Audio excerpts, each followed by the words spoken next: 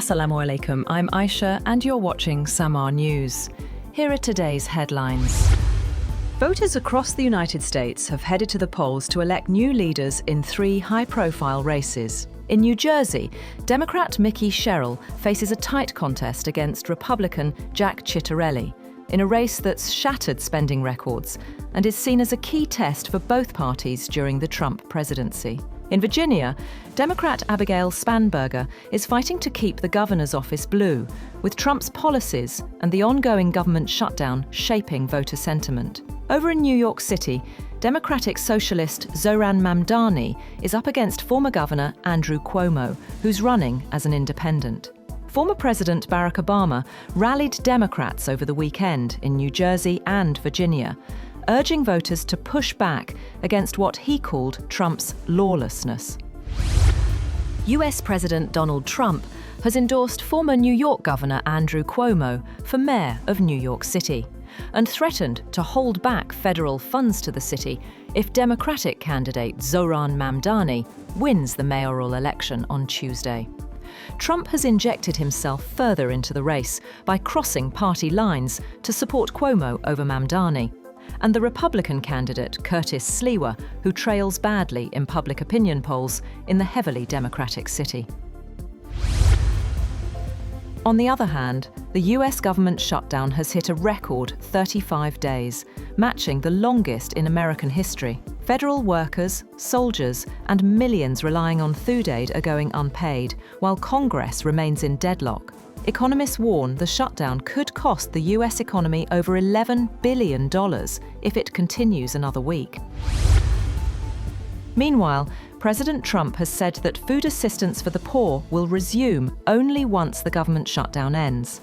In a post on Truth Social, Trump blamed what he called the radical left Democrats for blocking a deal in Congress. He said SNAP benefits will not be released until Democrats reopen the government. President Asif Ali Zardari has warned that India's attempt to weaponize water or violate the Indus Waters Treaty cannot and will not succeed. Speaking at the Second World Summit for Social Development in Doha, Zardari said Pakistan faces devastation from climate change and now a new threat from across the border. India held the treaty in abeyance in April after the Pahalgam incident. Pakistan termed the move an act of war and said it was considering court action, citing violations of the Vienna Convention on the Law of Treaties. Residents of northern Afghanistan have begun a cleanup operation after a powerful 6.3 magnitude earthquake left at least 27 dead and almost 1,000 injured. The quake struck near the northern Afghan city of Mazar-e-Sharif early on Monday, killing at least 27 people and damaging the city's historic Blue Mosque, authorities said, though the sparsely populated epicenter meant the death toll was lower than initially feared. Some 956 people have been injured, according to the latest figures from Afghanistan's Ministry of Public Health. Authorities in Mexico's Pacific Sinaloa state have been attacked by an armed group, with the incident leaving 13 of the attackers dead. The security minister said 4 people have been detained and that authorities freed 9 people who had been kidnapped. The state has faced a wave of violence in the past year between factions of the Sinaloa cartel, and as authorities try to wrest back control of the area.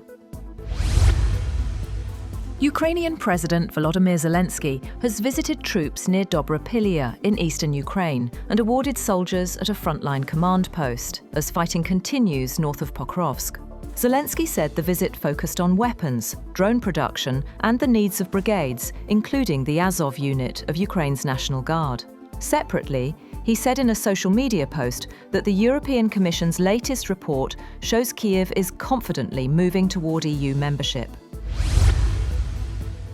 Dick Cheney, a driving force behind the US invasion of Iraq in 2003, who was considered by presidential historians as one of the most powerful vice presidents in US history, has died at age 84.